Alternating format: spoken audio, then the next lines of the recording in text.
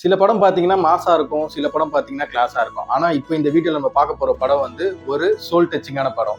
So, இப்ப சினிமால பார்த்தீங்கன்னா உங்களுக்கே தெரியும். நல்லா சண்டை, ரத்தம் அப்படிதான் போயிட்டு இருக்கு. ஆனா, சினிமான்றது ஒரு நல்ல ஃபீல் குட் எக்ஸ்பீரியன்ஸ்ன்னு ப்ரூவ் பண்ணது தான் இப்ப நம்ம பார்க்க போற இந்த மலையாளம் படம். வழக்கமா ஒரு ஹீரோ கம்பேக் குடுத்தாருன்னா, நல்லா சண்டை ஒரு 100 பேர் அடிக்கிற மாரி சீனு அப்படிதான் வரும். பட் நிவின் பாலி கம்பேக் எப்படி குடுத்திருக்காருன்னா, நல்ல ஒரு ஃபீல் குட் மூவி ஸ்கிரிப்ட்டா சூஸ் பண்ணியிருக்காரு. ஸோ, அந்த படம் தான் சர்வம் மாயா. படம் எப்படி ஸ்டார்ட் ஆகுதுன்னா, ஹீரோ வந்து ஒரு மியூசிஷியனா இருப்பாரு. அதாவது ஒரு கிட்டாரிஸ்டா இருப்பாரு. அவர் வந்து ஒரு ட்ரூப்ல ஒரு சிம்பிளா ஒரு சின்னதா வேலை செஞ்சுட்டு இருப்பாரு. ஸோ அந்த ட்ரூப் என்ன பண்ணுவாங்கன்னா, வெளியூருக்கு ஒரு கச்சேரி போவாங்க. அதாவது வெளிநாட்டுக்கு ஒரு கச்சேரிக்கு போவாங்க. அதுல நம்ம ஹீரோவை சேர்த்துக்க மாட்டாங்க. ஏன்னா ஒரு விசா கிடைக்காது. அதனால அவர் என்ன பண்ணுவாரு, தங்குறதுக்கு இடம் இல்லாம திருப்பி ஊருக்கே போயிடுவோம் அப்படின்னு. அவங்க வீடு ஆக்சுவலா பாத்தீங்கன்னா நல்ல ஒரு செட்டில்டான வீடு தான். அவங்களோட மெயின் ப்ரொஃபஷன் என்னன்னா, இந்த பூஜை எல்லாம் செய்வாங்க இல்லையா, நம்பூதிரிங்களா. ஸோ அந்த ப்ரொஃபஷன் தான். ப்ரொஃபஷனை நீங்க நினைக்கிற மாதிரி சின்ன சின்ன பூஜை எல்லாம் கிடையாது. பண்ணா எம்பி, எம்எல்ஏ, ஃபாரின் பூஜைங்க தான் எல்லாமே. ஸோ அந்த மாதிரி. பட் ஹீரோக்கு அதுல இன்ட்ரெஸ்ட் இருக்காது. ஏன்னா சின்ன வயசுல அவருக்கு ஒரு இன்சிடென்ட் நடக்கும். அதனால வந்து அவருக்கு கடவுள் நம்பிக்கை சுத்தமா இருக்காது. அதனால வந்து எனக்கு இது வேண்டாம், நான் மியூசிஷியனா தான் ஆகணும்னு சொல்லிட்டு வீட்டை விட்டு வெளில போயிருப்பாரு. வீட்டுல போய் ஸ்டே பண்ணுவாரு. ஓரளவுக்கு நல்லா போயிட்டே இருக்கும். வீட்டுல நமக்கே தெரியல, வேலைக்கு போகாம வீட்டுல இருந்தா என்னென்ன பண்ணுவாங்கன்னு. இவருக்கு அவங்க அப்பா கிட்ட சேஞ்ச் கிடைக்குமா அப்படின்னு கேட்பாரு ஒரு சீன்ல. சேஞ்சுனா, நீ காசு கொடுத்துட்டு வாங்குறது தான் சேஞ்சு, என்கிட்டயே காசு கேட்கறது சேஞ்ச் இல்ல, டீ குடிக்கணும்னா போய் போட்டு குடி அப்படின்னு சொல்லி போட்டே கொடுப்பாரு. ஸோ அந்த மாதிரி அவரை ட்ரீட் பண்ணுவாங்க. அதனால இவர் என்ன பண்ணுவாரு அந்த கட்டத்துல வந்து, அவருக்கு ஒரு கசின் இருப்பாரு. அவரு எப்படின்னா, அவர் வந்து ஒரு குட்டி நம்பூதிரி மாதிரி. அதாவது சின்ன சின்ன பூஜை எல்லாம் பண்ணுவாரு. அதான் நம்ம ஊர்ல எல்லாம் போலி சாமியாருங்க இருப்பாங்கல்ல, அந்த மாதிரி கிட்டத்தட்ட அவரு அந்த மாதிரி ஒரு பூஜை நடத்திக்கிட்டு இருப்பாரு. அவர்கிட்ட ஒரு அசிஸ்டன்ட் இருப்பாரு. ஒழுங்கா வேலை செய்யாதால வேற அசிஸ்டன்ட் மாத்தலான்ற ஐடியால இருக்கும்போது தான் நிவின் பாலி, நிவின் பாலி கிட்ட இவரு போய் கேட்பாரு, நீ வந்து என் கூட சேர்ந்துற, நான் வந்து அதுக்கு ஏத்த மாதிரி ஒரு காசு தரேன் அப்படின்னு. அப்பயும் ஒரு மாற்றம் தான் சொல்லுவாரு. பட் வீட்டுல இந்த மாதிரிலாம் சுச்சுவேஷன் இருக்கும்போது நிவின் பாலி ஓகே, நம்ம பூஜையே பண்ணுவோம் அப்படின்னு சொல்லிட்டு அவர் கூட சேர்ந்துட்டு சின்ன சின்ன பூஜைங்க, அதாவது கடை திறப்பு விழா, அது மாதிரி சின்ன சின்ன பூஜையா பண்ணி வர காசெல்லாம் பிரிச்சுட்டு இருப்பாங்க. அப்படிதான் கதை போயிட்டே இருக்கும். அந்த கசின் இருக்காரு இல்லையா, கசின் வந்து என்ன பண்ணுவாருன்னா, ஒரு பூஜைக்கு போயிருப்பாரு. அந்த இடத்துல ஒரு சின்னதா ஆக்சிடென்ட் நடக்கும். அதனால அவருக்கு வந்து பெட் ரெஸ்ட் எடுக்கிற மாதிரி நிலைமை ஆயிடும். ஸோ அப்பதான் என்ன நடக்கும், நிவின் பாலிய வந்து நிறைய பூஜைங்க இருக்கு, அதெல்லாம் நீ பாத்துக்க, ஆனா ஷேர் பிரிச்சுக்கலாம் அப்படின்ற மாதிரி ஒரு அக்ரிமெண்ட்டுக்குள்ள வந்துட்ட பிறகு நிவின் பாலி சரி ஓகே நமக்கும் பைசா தேவைன்னு பண்ண ஆரம்பிப்பாரு. அப்பதான் ஒரு பேய் ஓட்டுறதுக்கான ஒரு சின்ன பையனுக்கு வந்து பேய் பிடிச்சிருக்கு, அதை வந்து நீங்க தான் பூஜை பண்ணி, அவங்க ஆக்சுவலா அவங்க நம்ப மாட்டாங்க. அவங்க அப்பா அம்மா வந்து டாக்டர் கிட்ட தான் கூட்டு போவாங்க. அப்பயும் எதுவுமே அது டயக்னைஸ் பண்ண முடியாதுன்றதால சரி பேயா தான் இருக்கும்னு சொல்லிட்டு இவர்கிட்ட வந்து கன்சல்ட் பண்ணுவாங்க. அதாவது அந்த கசின் அவருக்கு தான் ஆக்சிடென்ட் ஆயிருக்கு. அதனால நிவின் பாலி அனுப்புவாரு. நிவின் பாலி என்ன பண்ணுவாரு, போயிட்டு சரி பூஜை தானே பண்ண போறோம் அப்படின்னு சொல்லி பூஜை பண்ணுவாரு. ஒரு பூஜை பண்ணி ஸ்டார்ட் ஆயிட்டு போயிட்டே இருக்கும் போதே அந்த பையன் திடீர்னு வந்து சரியாயிட்டு பேச ஆரம்பிச்சிருவான் வழக்கம் போல. இவருக்கு நிவின் பாலிக்கே ஷாக் ஆயிடும். இங்க பூஜை ஒர்க் அவுட் ஆயிடுச்சா, நம்ம நிஜமா சாமியா இருந்தாலும் அந்த மாதிரி ஒரு ஃபேஸ் வச்சுட்டு கிளம்பி வந்துருவாரு. 2-3 நாள் கழிச்சு என்ன ஆகும்னா, நிவின் பாலி வீட்டுக்கு ஒரு பார்சல் வரும். பார்சல் என்ன இருக்கும்னா, லேடிஸ் சுடிதார் ட்ரெஸ்ஸா ஏதோ ஒரு மெட்டீரியல் இருக்கும். யாருமே இங்க ஆர்டர் பண்றா, யாருமே ஆர்டர் பண்ணலன்னு சொல்லி அனுப்பிடுவாங்க. பார்த்தா நிவின் பாலியோட போன்ல இருந்து அந்த ஆர்டரே போயிருக்கும். போன்ல இருந்து போயிருக்கும், பேமெண்ட் ஆயிருக்கும், எல்லாமே அவர் போன்ல தான் இருக்கும். ஆனா அது நிவின் பாலிக்கே தெரியாது. என்னடா இது, என்ன நடக்குதுன்னே தெரியலையே. சரி திருப்பி நார்மலா டேஸ் போக ஆரம்பிச்சுட்டே இருக்கும்போது திருப்பி காலைல எழுந்து பார்க்கும்போது மறுபடியும் போன்ல ஆர்டர் பண்ணிருக்கும். இதெல்லாம் லேடிஸ் பொருளாவே ஆர்டர் ஆயிருக்கும். அவருக்கு புரியவே புரியாது, என்ன ஏதுன்னே தெரியாத போது தான் ஒரு கட்டத்துல அப்புறம் ஒரு நைட் என்ன ஆகும்னா, திடீர்னு ஒரு சவுண்டு கேட்கும். திடீர்னு முழிச்சு பார்த்தா ஒரு பொண்ணு அவரோட போன் நோண்டிக்கிட்டு இருக்கும். அவரோட போன் எடுத்துட்டு ரீல்ஸ் பாக்குறது, இன்ஸ்டாகிராம் பாக்குறது, அந்த மாதிரி நார்மலா யூஸ் பண்ணிட்டு இருக்கோம்.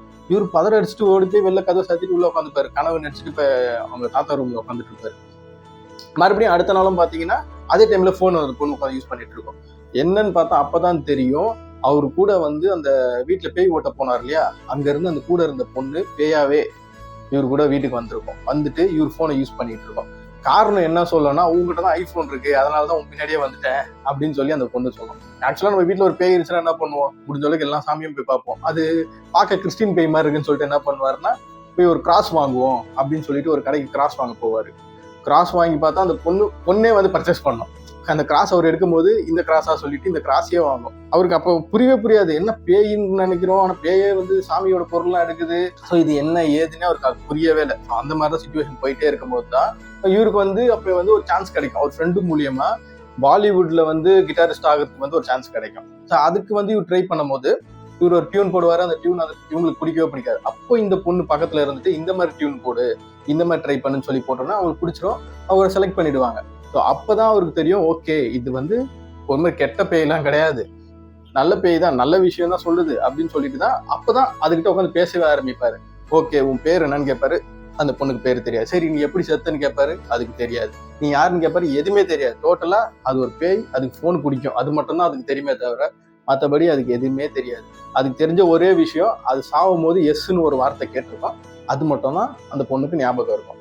இப்போ ரீல்ஸ் ரொம்ப ஃபேமஸா எல்லாரும் வெள்ளை டிஷர்ட் போட்டு இஷ்டத்துக்கு டான்ஸ் ஆடிட்டு இருப்பாங்க டெல்லியில. உண்மையிலேயே நீங்க பாத்தீங்கன்னா இந்தியாவில் இவ்வளவு கேவலமா ஆடிட்டு இருக்கீங்கன்னு நினைப்பீங்க. ஸோ அந்த மாதிரி அந்த படத்துல இருக்கும். இப்போ லைட்டா போயிட்டே இருக்கும். பேரலா இவரோட கெரியரையும் பார்த்துட்டு இருப்பாங்க. பிளஸ் இந்த பொண்ணு யாருன்னு கண்டுபிடிக்கிறது போயிட்டு இருக்கும். அதே மாதிரி இவர் சாமியார் வேலையும் பார்த்துட்டு இருப்பாரு. ஏன்னா சம்பாதிக்கணும்ல. ஸோ இது எல்லாமே ட்ரையாங்கிளா போயிட்டே இருக்கும். இவர் வந்து மும்பைல ஒரு சான்ஸ் கிடைச்சது இல்லையா. ஸோ அதுக்காக அவர் பிளைட் பிடிச்சி அங்கே போவாரு. ஸோ இந்த பிள்ளைங்க கூடவே போகும். அங்க ஒரு கோஆர்டினேட்டரா ஒரு பொண்ணு இருக்கும்.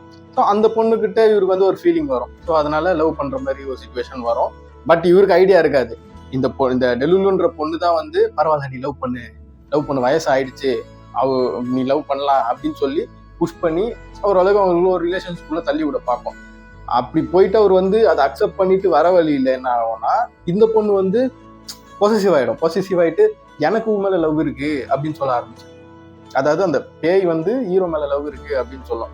ஹீரோ உடனே இது எப்படி சாத்தியமாகும், இது வந்து எப்படி நடக்கும் அப்படின்ற மாதிரி அவர் சொல்லும் போது சின்னதாக ஒரு கிளாஷ் வரும். இந்த சண்டே ஆக்சுவலாக எதுல நடக்கும்னா ஒரு காருக்குள்ள தான் நடக்கும். அவங்க ஊருக்கு போயிட்டு இருக்கும்போது அப்படியே காரை நிறுத்திட்டு இறங்குவார். அந்த இடத்துல ஆக்சிடென்ட் ஆகிற மாதிரி ஒரு சீன் வரும். அதாவது ஆக்சிடென்ட் ஆகிற சிச்சுவேஷன் வர மாதிரி ஒரு சீன் வரும்.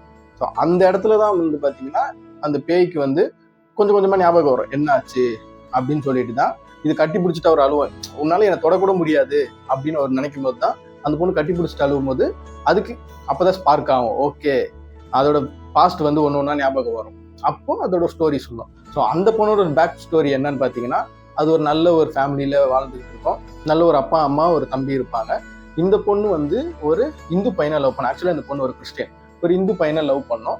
அவங்கள இன்ட்ரோ கொடுக்கறதுக்கு அவங்க அப்பா அம்மாவை வந்து ஒரு ஹோட்டலுக்கு கூப்பிட்டு போவோம். ஜாலியாக தான் போவோம். ஆனால் இந்த சீன் எல்லாமே ஜாலியாக தான் போவோம். ஒத்துக்க வச்சு கூப்பிட்டு போவோம். ஆனால் அந்த பையன் வந்து மெசேஜ் பண்ணுவான், இல்லை என்னால் இப்போ வர முடியாது. ஏன்னா இவங்க இவ்வளோ நேரம் வெயிட் பண்ணி அந்த பையன் வர முடியாது மெசேஜ் பண்ணுவான். அதில் அப்செட் ஆகிட்டு திடீர்னு அந்த பையன் கால் பண்ணுவான். சரி கால் பண்றான், வந்துட்டான் போல நினைச்சு அந்த பொண்ணு கதவை திறந்துட்டு கார்ல இருந்து வெளில இருக்கும்போது ஒரு லாரி அடிச்சுட்டு போயிடும். பிரெயின் டெட் ஆயிடுச்சு. அந்த பொண்ணுக்கு வந்து திருப்பி ரிட்ரைவ் பண்ண முடியாது. அந்த பொண்ணோட பிரெயின் டெட் ஆயிடுச்சு. இதுக்கு மேல வந்து காப்பாத்துறதுலாம் கஷ்டம். ஸோ வென்டிலேட்டர் எடுத்து தான் ஆகணும். நீங்க ஓகே சொல்லிட்டீங்கன்னா நம்ம எடுத்துலாம் நம்ம பேரண்ட்ஸ் கிட்ட சொல்லுவாங்க. அவங்க வந்து இல்ல அவங்க தம்பி சொல்லட்டும், அவன் சொன்னா நம்ம இது பண்ணலாம்னு தான். அப்பதான் அந்த தம்பி வந்துட்டு நீ எஸ் சொல்றதுலதான் இருக்குன்னு சொன்னா ஒரு எஸ்ன்ற ஒரு வார்த்தை சொல்லுவான். அதுதான் அந்த பொண்ணு கடைசியா கேட்கும். ஸோ வென்டிலேட்டர் பிடிங்கிடுவாங்க, இறந்துரும். ஸோ அந்த இடத்துல தான் பார்த்தீங்கன்னா ஃபர்ஸ்ட் ஒரு பையனுக்கு பேய் பிடிச்சிருக்கோம் இல்லையா, அவன் அங்கே இருப்பான். அந்த பையனோட ஃப்ரெண்டு தான் இவனோட தம்பி. ஸோ இவங்க வந்து அந்த பையன் கூடயே அப்படியே பின்னாடி போயிட்டு இருப்பாங்க. ஆக்சுவலாக அந்த பொண்ணு வந்து பேர் தெரியாம தான் அழைஞ்சிக்கிட்டே இருக்கும். ஸோ ஞாபகம் வந்த உடனே அவர்கிட்ட வந்து நான் வந்து டெலியூஷனாகவே இருந்துட்டு போயிடுறேன், என் பேர் டெலுலோவே இருந்துக்கிட்டோம் அப்படின்னு சொல்லிட்டு முடிக்கும் போது தான் ஆக்சுவலாக என்னோட உண்மையான பேர் மாயான்னு சொல்லிட்டு அப்படியே மறைஞ்சிடும். ஸோ படம் அந்த இடத்துல முடிஞ்சிச்சுன்னு நினைச்சோம். அப்போ என்ன ஆகும், திருப்பி ஹீரோ ஒருத்தர் கூடவே இருந்துட்டு திடீர்னு காணணும்னு ஒரு மாதிரி ஃபீலிங்கா இருக்கும் இல்லையா. நமக்கு தான் பேர் தெரிஞ்சிருச்சு இல்லையா. ஸோ அந்த பொண்ணோட வீட்டுக்கு போயிட்டு என்ன சிச்சுவேஷன் சொல்லி பார்ப்போம் அப்படின்னு சொல்லிட்டு ஹீரோ போவாரு. போகும்போது தான் உள்ள போயிட்டு நான் வந்து இவரோட காலேஜ் ஃப்ரெண்ட்ஸ், உங்க பொண்ணோட காலேஜ் ஃப்ரெண்டு, ஸோ இந்த பக்கமா வந்தா பார்க்கலாம் அப்படின்னு சொல்லிட்டு தான் பேசிட்டே இருக்கும்போது தான் அந்த பொண்ணு போட்டோவை பார்த்து ஃபீல் பண்ணிட்டு இருப்பாரு. ஒரு மாதிரி கஷ்டமா ஃபீல் பண்ணிட்டு இருக்கும்போது அவங்க அம்மா கேட்பாங்க, உங்க பேர் என்ன அப்படின்னு கேட்பாங்க. அவர் வந்து ஒரு பேரை சொல்லுவாரு. நீங்க தான் என் பொண்ணு லவ் பண்ண பையனா அப்படின்னு கேட்டோன்னே யோசிச்சுட்டு எஸ், இன்னொரு படத்துல ரெண்டாவதா ஒரு எஸ் வரும், அது வந்து இது எஸ்ன்னு சொல்லிட்டு கிளம்பிடுவார். அப்போ ஒரு சில்லுன்னு ஒரு காத்தடிக்கும். அப்பதான் தெரியும் உண்மையிலேயே, அப்பதான் அந்த பொண்ணோட ஆத்மா சாந்தி அடைஞ்சிருக்கு அப்படின்னு சொல்லிட்டு. ஸோ இந்த படம் ஒரு ஜாலியான ஒரு டோன்ல ஆரம்பிச்சு ஹார்ட் அப்படியே வெயிட் ஆக்குற அளவுக்கு கொண்டு போயிடுச்சு. நம்ம வந்து பேய் படம்னாலே பதறுவோம். இப்பெல்லாம் பேய் படம் நம்ம தமிழ்ல வந்து ஐட்டம் சாங் வச்சு பேய் படம்னு ஓட்டிடுறாங்க. பேய் படம்னா வந்து சோர்ல சாஞ்சிக்கிட்டு கத்திக்கிட்டு இருக்குது, அந்த மாதிரிதான் போச்சு. ஆனா ஒரு பேய் படத்தை வந்து இவ்வளவு ஒரு ஃபீல் குட்டா ஹெவி ஆட்டா முடிக்கிற அளவுக்கு கொண்டு போவாங்கன்னா இதுக்கப்புறம் எப்படி வந்தாலும் இந்த படம் அளவுக்கு வராதுதான் எனக்கு தோணுது. ஸோ இதை ஏன் நாங்கள் தேட்டர்ல மிஸ் பண்ணோம்னு இப்போ வரைக்குமே ஃபீல் பண்றோம். ஏன்னா தேட்டர்ல பார்த்துருந்தா இன்னும் கண்டிப்பா அழுந்திருப்போம்னு நினைக்கிறேன். ஸோ அந்த மாதிரி ஒரு படம் நமக்கு எல்லாருக்குமே வந்து வட சென்னை படமும் பிடிச்சிருந்துச்சு, 96 படமும் பிடிச்சிச்சு. ஏன்னா அதுல வந்து ஒரு எமோஷனல் கனெக்ட் நம்ம கிட்ட இருந்தது. ஸோ அதே மாதிரி தான் இந்த படமும். ஸோ இது யாரெல்லாம் பார்க்கலாம்னா, யாருக்கெல்லாம் ஒரு குவாலிட்டியான சினிமா பார்க்கணும்னு தோணுதோ அவங்கெல்லாம் கண்டிப்பா இந்த சர்வம் மாயா படம் பார்க்கணும். படம் கொஞ்சம் ஸ்லோவா தான் ஸ்டார்ட் ஆகும். ஆனா போக போக போக வந்து படம் அதுக்குள்ள முடிஞ்சிருச்சே, இன்னும் கொஞ்சம் போயிருக்கலாமே அப்படி உங்களுக்கு தோணும். இந்த படத்தை பத்தி நான் சொன்னதுல ஏதாவது மிஸ்டேக் இருந்துச்சுன்னா படத்தை பார்த்தவங்க கமெண்ட்ல சொல்லுங்க. பார்க்காதவங்க இந்த வீக்கெண்ட்ல இந்த படத்தை பார்க்க ட்ரை பண்ணுங்க. இது மாதிரி இன்னும் நிறைய ஃபீல் குட் மூவிஸ் இருக்கு, அதெல்லாம் ஒரு வீடியோவா கொண்டு வரோம். Until then, it's bye from Subhash 24 Times.